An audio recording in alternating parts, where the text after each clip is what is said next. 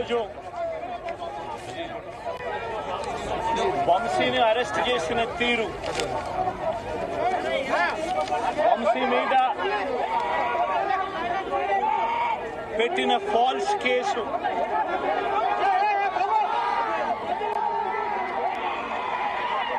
నిజంగా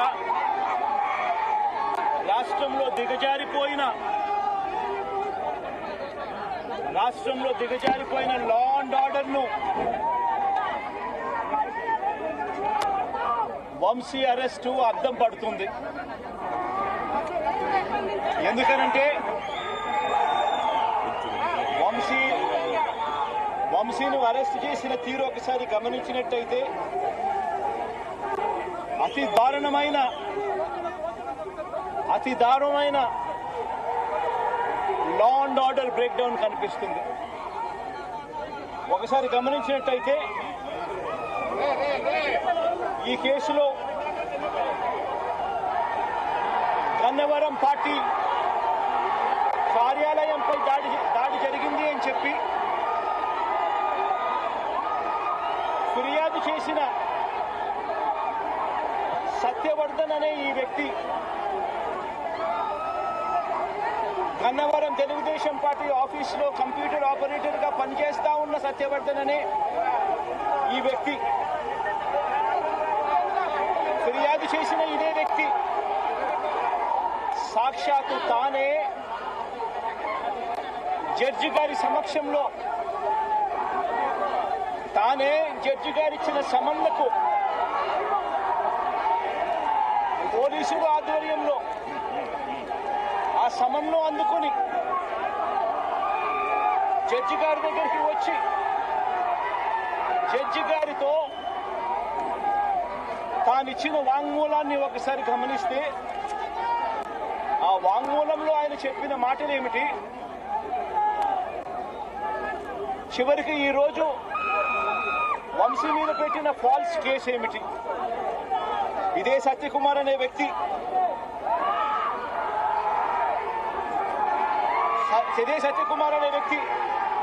జడ్జి గారి సమక్షంలో సత్యవర్ధన్ అనే వ్యక్తి వంశీ ఎలాంటి తప్పు చేయలేదు అని చెప్పినప్పటికీ కూడా వంశీ మీద తప్పుడు కేసులు ఈరోజు బనాయించడం జరిగింది. ఒకసారి ఈ కేసుకు సంబంధించి ఘటనలు ఒకసారి గమనించాల్సిన అవసరం ఉంది. ఫిబ్రవరి 19వ తారీఖున 2023 మంగళగిరిలో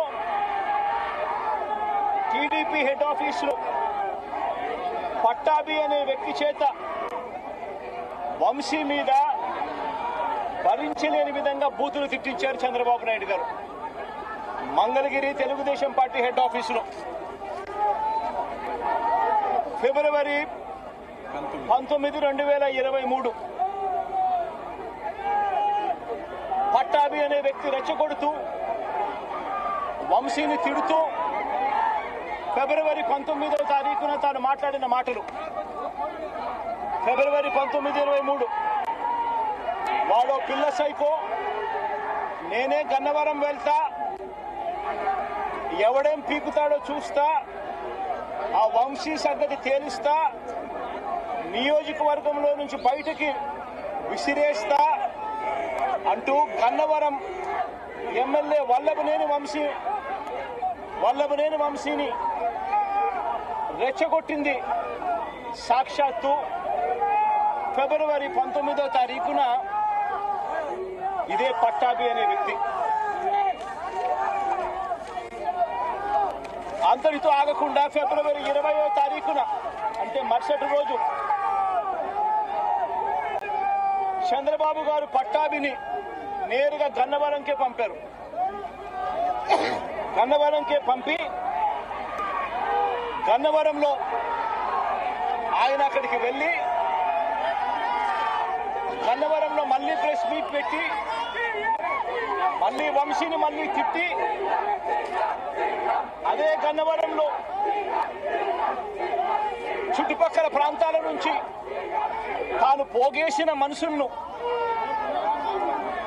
తాను వెంట పెట్టుకుని ప్రెస్ మీట్ లో మరొకసారి వంశీని తిట్టి ఒక ప్రొసెషన్ గా వైఎస్ఆర్సీపీ ఆఫీసును అటాక్ చేయడం కోసం ఫిబ్రవరి 20వ తారీఖున ఇదే పట్టాభి బయలుదేరాడు.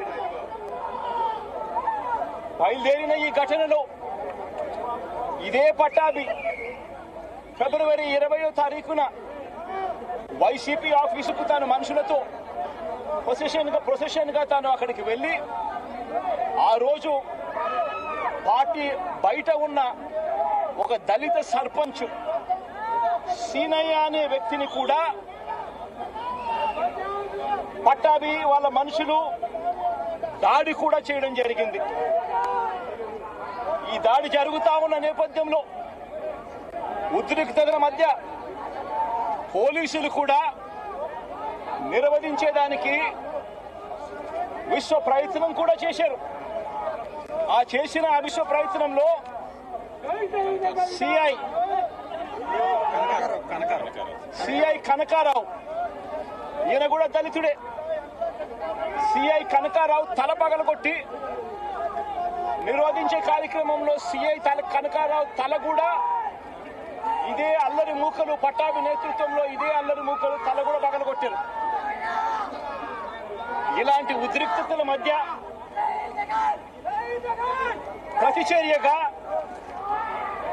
ప్రతిచర్యగా తెలుగుదేశం పార్టీ వాళ్ళు ఇటువైపున రావడం, ప్రతిచర్యగా వైసీపీ వాళ్ళు కూడా అటువైపున వెళ్లే కార్యక్రమం జరగడం, ఈ ఘటన జరిగింది. రెండు వైపులా ఆ రోజు పోలీసులు కేసు పెట్టారు. వైసీపీ ప్రభుత్వం అధికారంలో ఉంది, అయినా కూడా వంశమైనట్టుగా కేసులు వాళ్ళ మీద పెట్టలేదు. రెండు వైపులా కేసులు పెట్టారు, రెండు వైపులా ఉన్న వాళ్ళ మీద కేసులు పెట్టారు.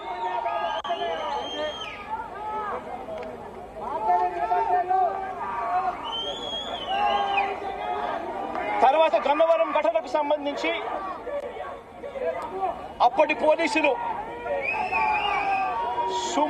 సుమోటోగా టీడీపీ పార్టీ మీద, వైసీపీ పార్టీకి సంబంధించిన వాళ్ళ మీద, ఇద్దరి మీద కేసులు పెట్టారు. ఇదే సమయంలో టీడీపీ వాళ్ళు 3 కంప్లైంట్స్ కూడా ఇచ్చారు, అవి కూడా తీసుకోవడం జరిగింది. కానీ ఈ ఘటనలన్నీ కూడా టీడీపీ ఇచ్చిన కంప్లైంట్స్ లో కానీ, ఆ రోజు ఇచ్చిన కంప్లైంట్స్ లో కానీ, పోలీసులు పెట్టిన కేసుల్లో కానీ ఎక్కడా కూడా వంశీ పేరు లేదు. కారణం వంశీ ఘటనలో లేడు కాబట్టి,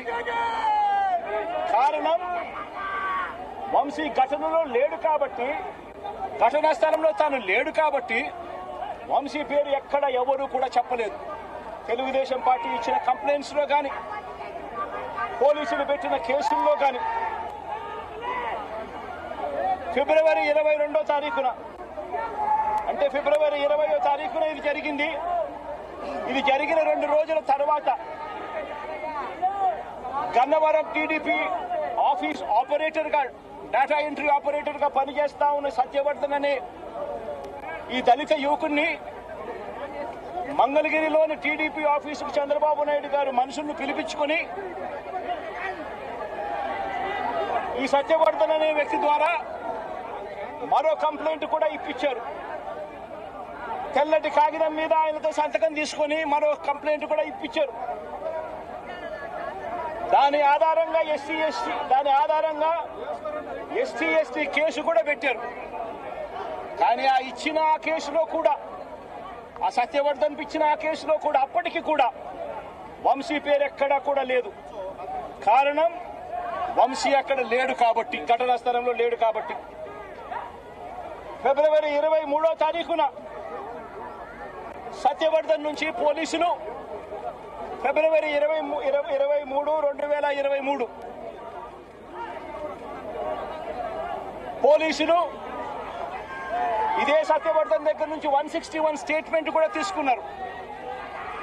ఆ స్టేట్మెంట్ లో సత్యవర్ధన్ ఇచ్చిన స్టేట్మెంట్ లో కూడా ఎక్కడా కూడా వంశీ పేరు ఎక్కడా లేదు. సత్యవర్ధన్ అనే వ్యక్తి ఆ 161 స్టేట్మెంట్ లో, పోలీసులకు ఇచ్చిన 161 స్టేట్మెంట్ లో తనని ఎవరూ తిట్టలేదని కూడా చెప్పాడు. తాను ఘటన జరిగినప్పుడు తాను అక్కడి నుంచి వెళ్లిపోయానని కూడా చెప్పాడు. తర్వాత టీడీపీ ప్రభుత్వం రాగానే వంశీని టార్గెట్ చేయడం మొదలుపెట్టారు. జూలై 10, 2024 ఈ కేసును మళ్ళీ రీఓపెన్ చేశారు. రీఓపెన్ చేసి ఆశ్చర్యం కలిగించే విషయం ఏమి తెలుసా?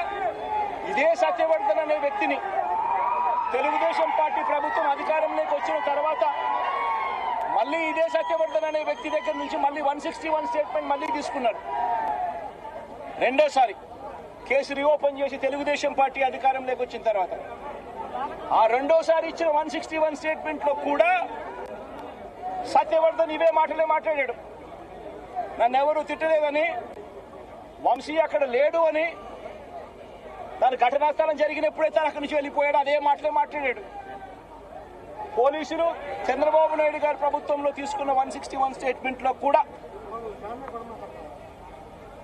తర్వాత అయినా చంద్రబాబు నాయుడు గారు వంశీ మీద పెట్టుకున్న ఆక్రోశము, వంశీ మీద పెట్టుకున్న కోపము చంద్రబాబు నాయుడు గారిది ఏ స్థాయిలో ఉందంటే ఎలాగైనా కానీ వంశీని ఇరికించాలి అనే ఆలోచనతో వంశీ ఘటనా స్థలంలో లేకపోయినా కూడా వంశీని 71వ నిందితుడిగా చేర్చారు. 71వ నిందితుడిగా వంశీ పేరును చేర్చారు. అయితే ఇవన్నీ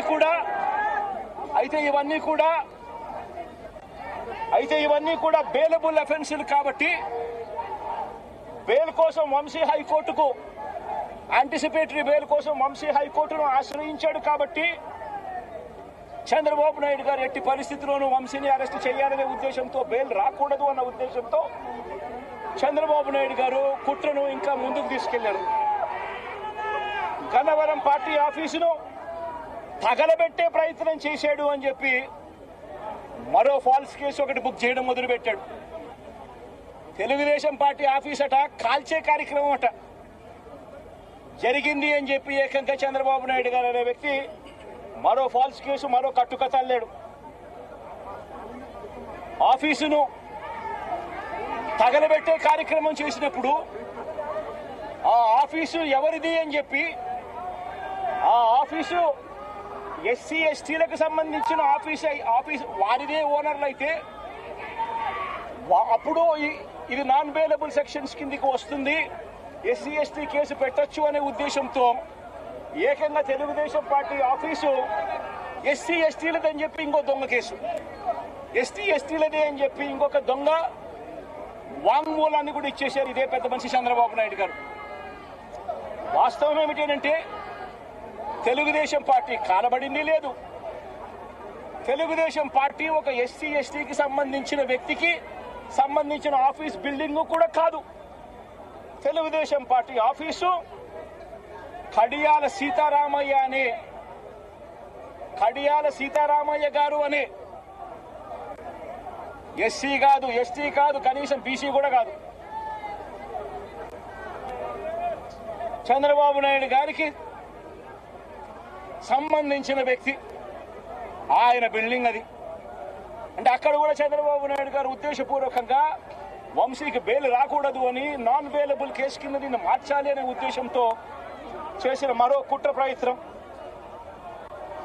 మరోవైపు ఈ కేసులో దాదాపుగా 94 మంది మీద కేసు పెడితే చంద్రబాబు నాయుడు గారు నెలల తరబడి వైఎస్ఆర్సీపీ నాయకులు వేధించాలనే ఉద్దేశంతో ఇంకా 44 మందికి ఇంకా బెయిల్ రాకుండా చంద్రబాబు నాయుడు గారు అడ్డుకుంటా ఉన్నారు. ఒక హక్కుగా బెయిల్ రావాల్సిన చోట నెలల తరబడి బెయిల్ రానివ్వకుండా అడ్డుకుంటా ఉన్న పరిస్థితి చంద్రబాబు నాయుడు గారు. ఇదే సత్యవర్ధన్ అనే వ్యక్తి మెజిస్ట్రేట్ దగ్గరికి తాను వచ్చి జరిగిన ఘటన గురించి మెజిస్ట్రేట్ దగ్గర వాంగ్మూలం తాను ఇచ్చేస్తే మిగతా వాళ్ళందరికీ కూడా బెయిల్లు వస్తాయి అనే ఉద్దేశంతో పోలీసులు చంద్రబాబు నాయుడు గారు ఇద్దరు కూడా కుట్ర పన్ని సత్యవర్ధన్ అనే వ్యక్తిని 20 సార్లు మెజిస్ట్రేటు రమ్మని సమన్లు పంపించినప్పటికీ కూడా ప్రతిసారి దాటేసుకుంటూ రాకుండా ఎగరగొడుతూ పోయాడు. చివరికి జడ్జికు 20వ ఇన్నిసార్లు సమన్లు ఇచ్చినా కూడా ఈ మనిషి రాకపోవడం అన్యాయము అని పోలీసుల మీద గట్టిగా జడ్జి తిట్టి ఖచ్చితంగా సమన్లు ఇవ్వండి, నెక్స్ట్ టైం వచ్చేట్టుగా ఖచ్చితంగా చూసుకోండి అంటే అప్పుడు మరుసటి వాయిదాకు సత్యవర్ధన్ అనే వ్యక్తి తానంతటి తానే హాజరై ఈ ఘటన జరిగిన సమయంలో ఇంతకు ముందు తాను 161లలో ఏదైతే చెప్పాడో అదే విషయాలను మళ్ళీ జడ్జి గారి సమక్షంలో అదే విషయాలే ఆయన తెలియజేశాడు. ఘటన జరిగిన సమయంలో తాను అప్పుడు లేడని, తనను ఎవరూ కులం పేరుతో దూషించలేదు అని, అసలు ఈ కేసుతో తనకు ఎలాంటి సంబంధము లేదని కోర్టుకు తాను మొరబెట్టుకున్నాడు. తాను తన తల్లి ఇద్దరు కలిసి ఆటోలో కూర్చొని కోర్టుకు వచ్చామని, తన స్టేట్మెంట్ వెనుక ఎవరి బలవంతము లేదు అని ఫిబ్రవరి 10వ తారీఖు 2025 ఫిబ్రవరి 10 2025 ఫిబ్రవరి 10న జడ్జి గారి ముందర స్టేట్మెంట్ తాను ఇచ్చాడు. ఫిబ్రవరి 10, 2025 జడ్జి గారి సమక్షంలో తాను ఈ విధంగా స్టేట్మెంట్ ఇచ్చేసరికి చంద్రబాబు నాయుడు గారికి, లోకేష్ కు, వీరిద్దరికీ కూడా మనశ్శాంతి కరువు అయిపోయింది. వంశీని అరెస్ట్ చేయలేకపోతా ఉన్నాము అనే దుర్బుద్ధి వీళ్ళల్లో ఎక్కువ కాలం మొదలుపెట్టింది. వీళ్ళంతా కలిసి పోలీసులతో మళ్ళీ కుట్రబన్నారు. కుట్రబన్ని వీళ్ళు మరుసటి రోజు అంటే ఫిబ్రవరి 11వ తారీఖున వీళ్ళు విజయవాడ పటమట పోలీస్ స్టేషన్లో సత్యవర్ధన్ మీద వీళ్ళు ఒక ఎఫ్ఐఆర్ రిజిస్టర్ చేశారు. ఫిబ్రవరి 11వ తారీఖున సత్యవర్ధన్, వంశీ ఇద్దరి మీద వీళ్ళు ఎఫ్ఐఆర్ రిజిస్టర్ చేశారు. కోర్టును తప్పుదోవ పట్టించారు అని వంశీని, సత్యవర్ధన్ మీద వీళ్ళు తప్పుడు కేసు బనాయించారు. కోర్టును తప్పుదోవ పట్టించారు, తప్పుడు సాక్ష్యం తాను ఇచ్చాడు అని చెప్పి వీళ్ళు ఎఫ్ఐఆర్ రిజిస్టర్ చేసి ఆ ఎఫ్ఐఆర్ రిజిస్టర్ చేసిన కాపీని తీసుకొని పోయి సత్యవర్ధన్ అమ్మను, సత్యవర్ధన్ నాన్నను, సత్యవర్ధన్ అన్నను అందరినీ కూడా బెదిరించి ఫిబ్రవరి 12వ తారీఖున సత్యవర్ధన్ అన్న దగ్గర నుంచి ఒక తప్పుడు కేసు వాళ్ళ అన్నతో పెట్టించారు. ఏమని పెట్టించారు? ఈ వ్యక్తి సత్యవర్ధన్ అనే వ్యక్తిని కిడ్నాప్ చేసుకొని పోయారట. అది ఎవడో చూశాడట. ఆ మనిషి దగ్గర 20,000 రూపాయలు, సత్యవర్ధన్ అనే వ్యక్తి దగ్గర 20,000 డబ్బు ఉంటే ఆ డబ్బులు కూడా లాక్కొని కిడ్నాప్ చేసుకొని పోయారట అని తప్పుడు కేసు. కనీసం సత్యవర్ధన్ అనే వ్యక్తితో మాట్లాడకుండా ఫిబ్రవరి 12వ తారీఖునే కేసు రిజిస్టర్ చేసి ఫిబ్రవరి 13వ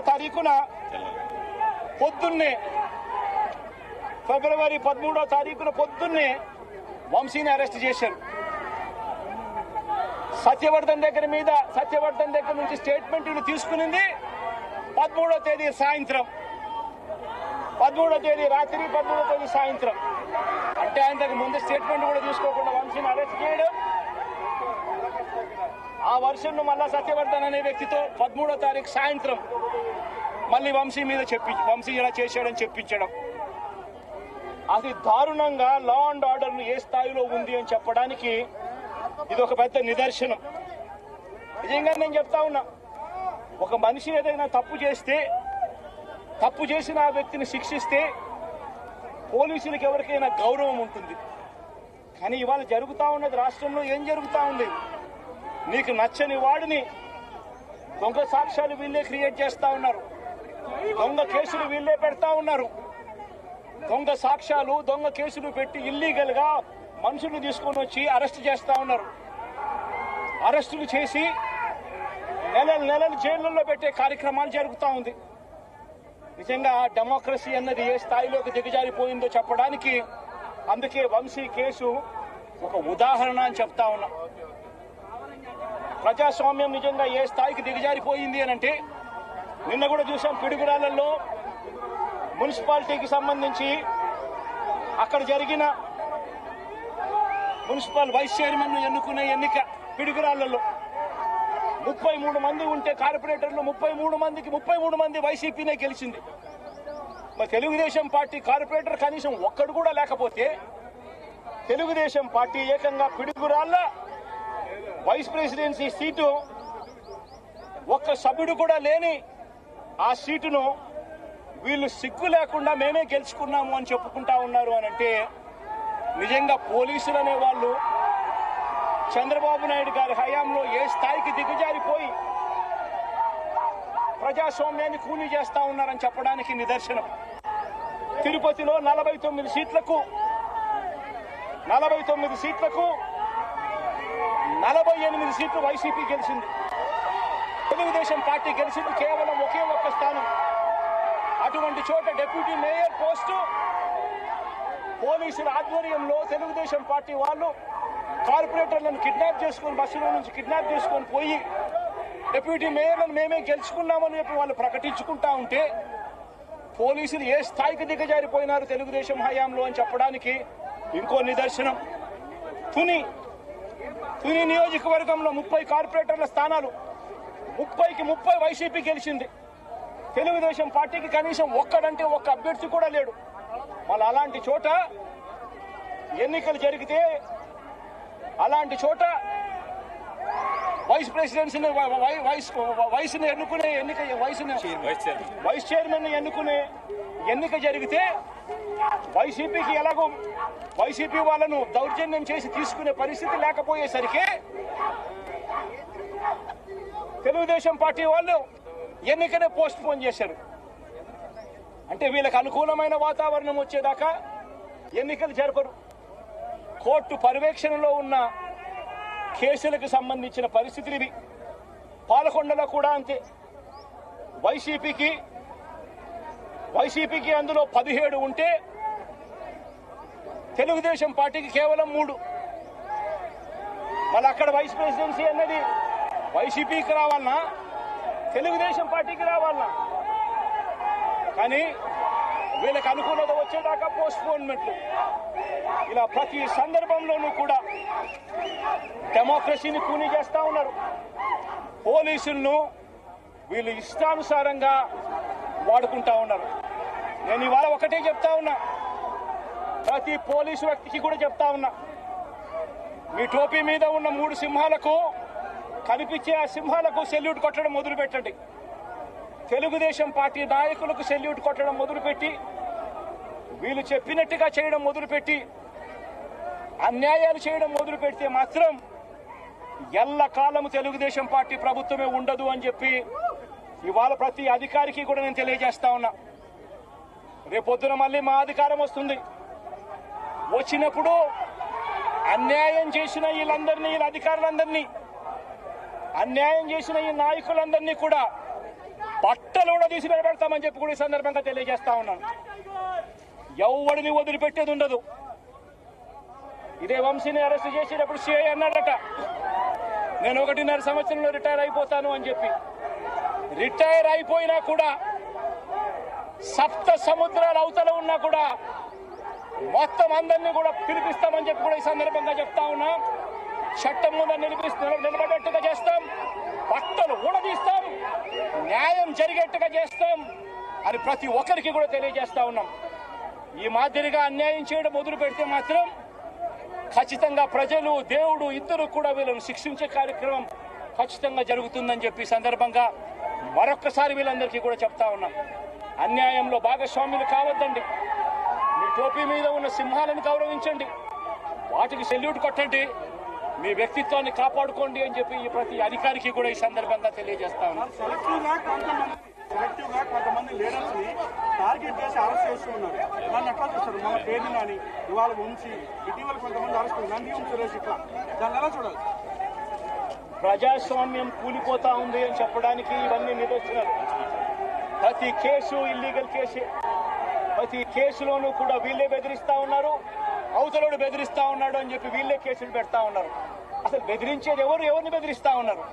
ప్రతి విషయంలోనూ వీళ్ళే. పారిశ్రామికవేత్తలను వదలడం లేదు, రాజకీయ నాయకులను వదిలిపెట్టడం లేదు. ప్రతి ఒక్కరిని కూడా వీళ్ళే బెదిరిస్తా ఉన్నారు, అవతలోడు బెదిరించినాడు అని చెప్పి మళ్ళీ ఎదురు కేసులు పెడతా ఉన్నారు. ఇవన్నీ ఊరికే పోవు, ఇవన్నీ కూడా మళ్ళీ వీళ్ళకి చుట్టుకుంటాయి. చుట్టుకున్నప్పుడు వీళ్ళ పరిస్థితి అతి దారుణంగా తయారవుతుంది అని మాత్రం ఖచ్చితంగా చెప్తా ఉన్నాను.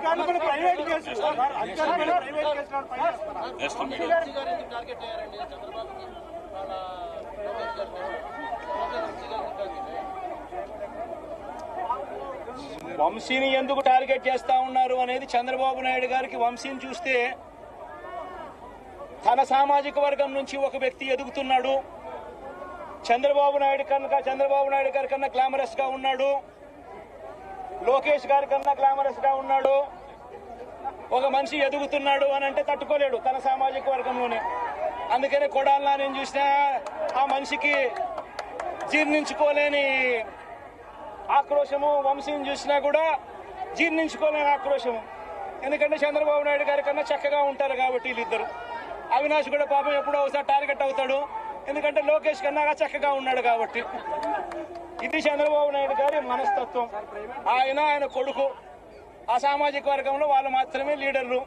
వాళ్ళకి ఎవరైనా పొరపాటున వాళ్ళకు అనుకూలంగా లేకపోతే సామాజిక వర్గం నుంచి వాళ్ళని వెలేయడము.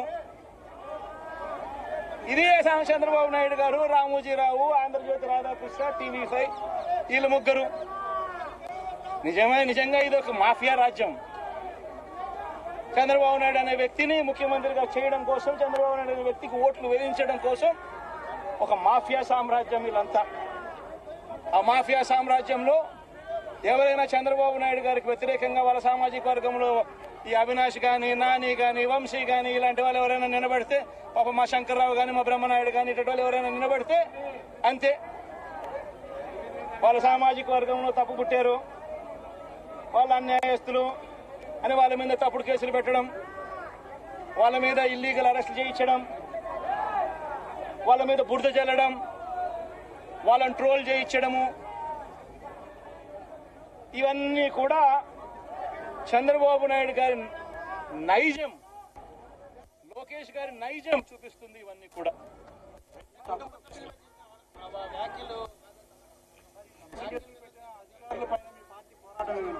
In fact a few words